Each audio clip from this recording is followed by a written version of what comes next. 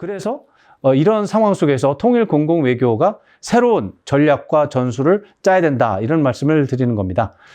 공공 외교 원칙 쌍방향 소통이고 공감대를 확산하는 게 목표입니다. 내 주장을 그냥 일방적으로 주장하는 게 목표가 아닙니다. 한국 입장을 일방적 홍보하는 차원에서 한국의 처지를 객관적으로 설명하면서 상대방의 공감을 유도한다. 이게 중요한 거고요. 그때 중요한 게 상대 국가를 배려하는 겁니다. 그래야 공감대가 확대가 됩니다. 내 주장을 강하게 목소리를 높인다고 해결되는 게 아닙니다, 이게. 그리고 공공 외교는 이제 상대국 국민이 목표라고 하지만 국민 외교라고는 요소가 또 존재합니다. 우리 국민과도 소통해야 됩니다. 그래서 외교 메시지가 이제 일관성 있게 나가야 됩니다.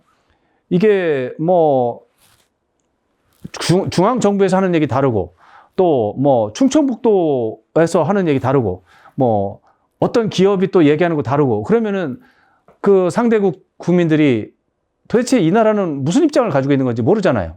일관성 있고 체계적인 메시지가 관리가 돼야 됩니다. 통합된 외교 메시지 채택을 위해서 정치 양극화에 오염된 당파적 접근법을 넘어서 초당적 협력을 하는 것이 중요합니다. 이게 여당이 하는 말 다르고 야당이 하는 말 다르잖아요. 그 전에 우리 예가 있잖아요. 종전선언이라고 하는 거에 대해서 문재인 정부에서, 진보 정부에서 추진을 했더니 보수 진영 국민의힘 당에서는 절대 반대한다 그러지 않습니까? 대한민국에서 주요 야당이 반대하면 다른 나라에서는 그런 주장을 받아들이기 어려운 거죠. 초당적 협력이 없으면 외교정책은 성공할 수 없습니다. 거대한 국제 질서 변화에는 도전과 기회 요소가 병존하고 있다는 사실. 오타가 또 났네요. 함으로입니다. 기회 요인 포착에 집중하는 것이 중요하다. 이런 말씀 드리고요. 이런 차원에서 이제 새로운 전략적 고려 요소를 말씀드려 보겠습니다. 한미동맹, 대한민국 외교안보의 중심축입니다. 분명히 미국과의 동맹을 견고하게 유지하면서도 우리가 트럼프 대통령이 이제 동맹 국가를 특히 때리기 때문에 한국도 이제 방위비 더 내놔라, 뭐 여러 가지, 뭐 중국을 견제할 때도 같이 동참하라, 이런 요구를 할 거거든요. 그런 것들이 다 우리가 감당하기 어려운 요구들입니다. 그런 것들을 감안해서 우리의 독자적인 국가 이익, 또 세계관, 외교 전략, 이런 것들을 다시 한번 점검하고 챙기고, 그런 차원에서 미국과 협력을 계속해서 유지해 나가는 이런 현명하고 유연한 대응이 필요한 상황입니다. 단기적으로 모순적인 요소들이 충돌하지 않도록 안정적으로 상황을 관리해야 되고요. 특히 지금 남북이 국지전이 날 가능성이 있기 때문에 그렇습니다. 그리고 장기적으로는 당연히 북핵 문제 해결해야 되고, 평화 공존해야 되고, 더 멀리로는 이제 통일도 지향해야죠. 과도한 이념 외교, 허세 외교, 이거 이제 안 됩니다. 이제 상생협력, 실용외교, 이것이 우리가 취해야 될 자세다. 그리고 지정학적 조건이 있습니다. 우리나라는 분단국이라고 하는 지정학적 특성이 있어요. 분단국 자체는 외교에서 굉장히 어려운 취약한 요소입니다. 그래서 우리나라는 구조적으로, 지정학적으로 취약국가라고 하는 특성이 강한 나라입니다. 그래서 이런 분단국이라는 취약점에서 나오는 단점을 최소화하게 노력해야 되고요. 우리나라는 동시에 해양 세력과 대륙 국가가 동시에 공존하는 나라입니다. 그래서 우리나라는 해양 국가도 되지만 대륙 국가도 되고, 이런 특성을 가진 나라는 해륙 국가라고 할 수 있는데, 해양 세력과 대륙 세력을 연결시켜주는 역할을 해서 교류와 공존에 기여하는 긍정적인 역할을 우리가 개척을 하는 게 우리의 과제입니다. 어떤 분들은 해양 세력도 아니고 대륙 세력도 아닌 낀 나라라서 힘들다. 저는 그렇게 볼 수도 있지만, 오히려 우리는 해양 세력이기도 하고 대륙 세력이기도 해서 중첩, 끼인 나라가 아니라 그 안에 양쪽 다 들어가 있는 교집합이다라고 보는 것이죠. 그래서 긍정적인 역할을 개척할 수 있다고 생각합니다. 우리는 또 개방형 통상국가이기 때문에 어찌됐든 모든 국가와 교역이 가능한 상태를 유지하는 것이 우리에게 절대적으로 필요합니다. 이런 상황 속에서 메시지 점검을 해본다면, 북핵 문제 악화가 된 부분에 대해서는 북핵 문제 해결을 당장 하겠다 이렇게 접근하는 것은 어렵습니다. 그렇기 때문에 장기적 과제로 재조정하는 이런 태세 전환이 필요하고요. 북한과 소통 채널을 구축하는 것이 급선무입니다. 소통이 안 되면은 서로가 어떤 움직임이나 말에 대해서 오해할 가능성이 많고, 그러면 적대적인 감정이 더 커지면서 나중에 외교적으로 비용이 더 커지게 됩니다. 그 중에서도 국내 핵 무장론, 이런 것들은 북핵 문제를 악화시키는 매우 악성적인 요소가 됩니다. 그래서 국내의 핵 무장론 같은 것들을 좀 자제하는 노력이 굉장히 필요하고요. 4차 산업혁명. 이거는 이제 4차 산업에 대해서 우리도 이제 선진국입니다. 부분적으로. 우리가 뭐 탑3는 아니지만 탑10 안에는 들어갑니다. 그렇지만 4차 산업혁명에 있어서 미국과 중국이 너무나 압도적인 질주를 하고 있기 때문에 3등부터는 사실 의미도 없어요.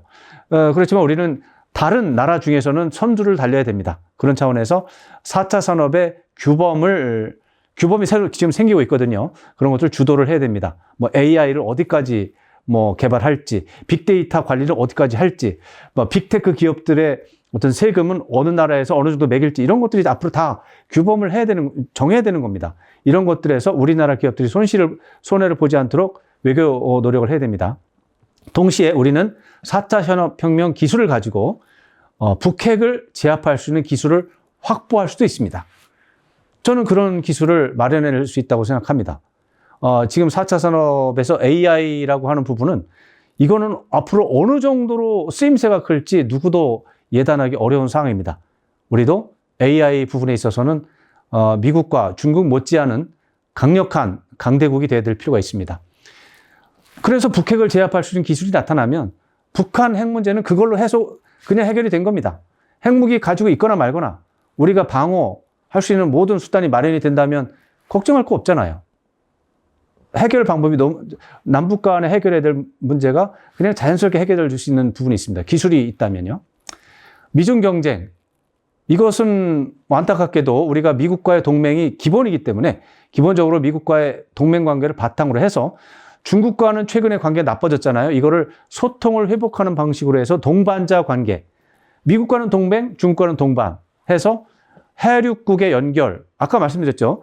우리는 해양 세력, 미국과 동일하고 또 대륙 세력, 중국과도 공통 요소가 있습니다. 그래서 이 두 나라가 우리나라를 매개점으로 해서 공존할 수 있는 솔루션을 우리가 만들 수도 있어요. 해륙국이 그런 것을 할 수 있습니다. 해양국가, 일본은 해양국가입니다. 대륙국가 아니죠. 일본은 그런 역할을 하기 어렵습니다. 왜? 중국이 불신하니까요.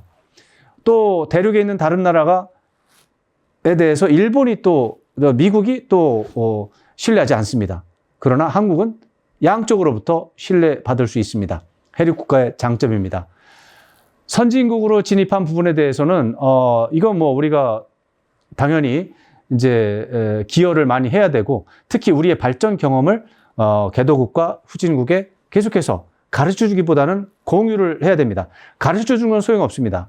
가르쳐 주는 것은 사실 물리적으로 예의가 안 됩니다. 모든 국가 발전은 나라마다 지정학적으로 다르게 돼 있거든요. 한국의 경험이 우리한테는 도움이 됐지만 아프리카의 어느 나라에 그걸 전수해 주면 그 나라에는 또 안 맞거든요. 그게 전수를 하는 게 아닙니다. 공유를 해서 그 나라가 자기에 맞는 버전으로 업데이트 하라는 얘기입니다. 그러니까 공유를 하는 게 맞고요. 전수하는 건 안 맞습니다. 그게 일방적인 소통에서 나오는 용어입니다. 적대적 두 국가. 네, 북한이 그렇게 하죠. 단기적으로 그래서 북한을 자극하는 언행을 자제하는 게 매우 중요합니다.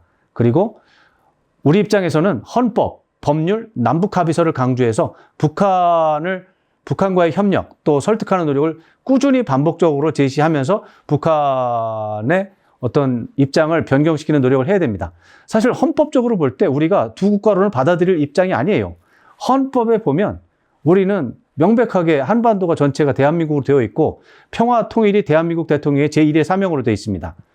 그런데 그래 북한이 두 국가 하니까 우리도 두 국가 하자. 안 됩니다. 법률에서도 수많은 법률들이 남한과 북한은 통일을 지향하는 특수한 관계라고 규정이 되어 있습니다. 이 법률을 어길 수는 없기 때문에 두 국가로는 이론적으로는 받아줄 수 없고 다만 북한이 그렇게 주장을 하니 북한을 자극하는 언행을 자제하면서 꾸준하게 설득하는 노력을 하는 게 필요하고요. 러시아, 우크라이나 전쟁, 러시아와 소통 회복해야 됩니다.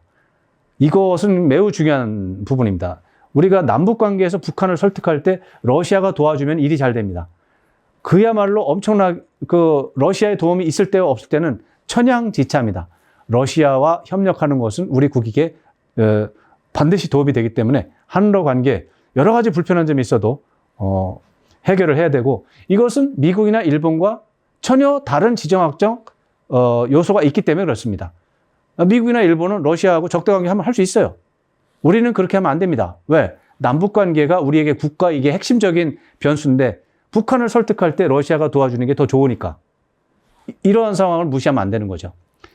윤석열 대통령 내란 사태. 이거 뭐 우리 안타까운 사례인데 우리 민주주의에 대한 국제사회 의심을 만들어낸 거죠. 그렇지만 우리가 다시 민주주의를 정상화하고 복원하는 노력을 보여주면 오히려 한국 민주주의의 회복 탄력성을 보여주는 계기가 될 수도 있어요. 그런 차원에서 이미 벌어진 일이니까 어떻게 할 수는 없고 정상화시키기 위해서 노력을 계속하는 게 중요하겠습니다. 트럼프 행정부 2기 출범. 정말 어렵죠. 트럼프 대통령처럼 뭐 사방팔방으로 칼을 휘둘러대고 그 칼에 맞으면 그냥 뭐 엄청나게 출혈이 나고 하는 상황 속에서 우리가 그냥 정면으로 반발할 수도 없고 또 뭐 돈 달라는 거 다 줄 수도 없고 여러 가지 어려운데 제가 볼 때는 한국과 미국이 최근에 여러 가지로 상호 보완, 협력 관계가 많습니다. 미국과 한국이 여러 가지로 경쟁하는 사이고 도와줄 게 없고 그러면은 힘든데 미국에 없는 것이 한국에는 있고 한국에 없는 것이 미국에는 있습니다. 예를 들어서 미국은 4차 산업혁명과 관련한 첨단 기술이 다 압도적으로 미국에 있어요. 우리는 아직 그런 거 없습니다. 그러니까 그런 거 돈 받으면 되죠. 그런 거 원래 돈 주고 사야 되는 겁니다. 그러면 우리는 뭐가 있어요? 우린 제조업이 있잖아요. 제조업에 대해서는 대한민국도 독일 못지않게 뭐 독일이 우리보다 크죠, 나라가. 근데 독일처럼 우리도 엄청난 제조업 강국입니다. 그러니까 미국은 그게 단기적으로 되지 않습니다. 그게 트럼프 대통령 1기 때도 미국의 제조업을 부활시키려고 노력했지만 안 된 겁니다. 8년이 지나도 안 됐고 지금 10년, 9년 차 들어간 거예요. 안 되죠. 앞으로 그럼 10년 지나면 됩니까? 안 됩니다. 왜냐하면 미국의 경제 구조가 제조업에 다시 역량을 투입할 수 없기 때문이에요. 서비스 쪽이 훨씬 돈이 더 많이 남습니다.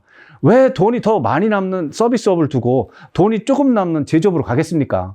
우리도 대한민국도 지금보다 조금 더 고도화돼서 개인 수도 5만 달러, 6만 달러 가잖아요. 제조 안 합니다. 왜? 이쪽이 훨씬 더 유리하니까요. 그래서 한국이 현재로서는 제조업이 1등이기 때문에 1등 수준이죠. 그렇기 때문에 미국에게 도와줄 수 있는 여지가 있죠. 그래서 서로가 상호 협력할 수 있는 요소들을 모아서 미국과 그런 프로젝트를 계속해서 만들어내는 것이 한미 동맹을 계속해서 유지할 수 있는 방법이고 또 하나는 트럼프가 이렇게 동맹을 때리는 이런 정책이 오래 가지 않습니다. 트럼프 대통령의 임기가 기본적으로 4년이고요. 미국은 2년에 한 번씩 중간 선거를 하잖아요. 내년 11월에 중간선거 합니다. 내년 11월에 이런 추세로 가면 반드시 공화당이 패배하게 돼 있습니다. 그러면은 트럼프 대통령이 지금처럼 사방팔방으로 칼을 휘둘 수가 없어요. 그러니까 길면 1년 반입니다. 그리고 올해 가을만 들어가면 아마도 지금 관세 문제 때문에 미국의 물가가 굉장히 흔들리고 있거든요. 이런 것 때문에 미국 국내 정치적으로도 경제 차원에서도 견디기에는 너무 좀 어려운 부분이 있어서 타협할 겁니다. 그런 차원에서 너무 트럼프에 대해서 혐오하지 말고 걱정하지 말고 일단은 좀 수비를 하면서 새로운 협력 방안을 만들어내서 미국과 같이 동맹을 발전시키면서 이익을 볼 수 있는 이런 상황을 만들어내는 게 좋겠습니다. 네, 제가 준비한 거는 여기까지고요. 이 통일 공공 외교라고 하는 것이 우리나라에만 있는 것이다 보니 좀 코에 걸면 코걸이, 귀에 걸면 귀걸이처럼 너무나 복잡하고 많고 매번 바뀌고 하는데 그건 어쩔 수가 없습니다.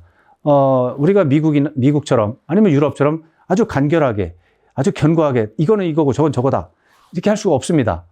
그런 지정학적 요소가 있어서 매번 통일 공공외교에 대한 메시지 관리 변하고 있으니까 그건 어쩔 수 없다고 생각하고요. 올해나 내년 정도까지는 오늘 말씀드린 부분을 참고해서 진행하시면 도움이 될 것 같습니다. 그럼 여기서 인사드리겠습니다. 수고하셨습니다.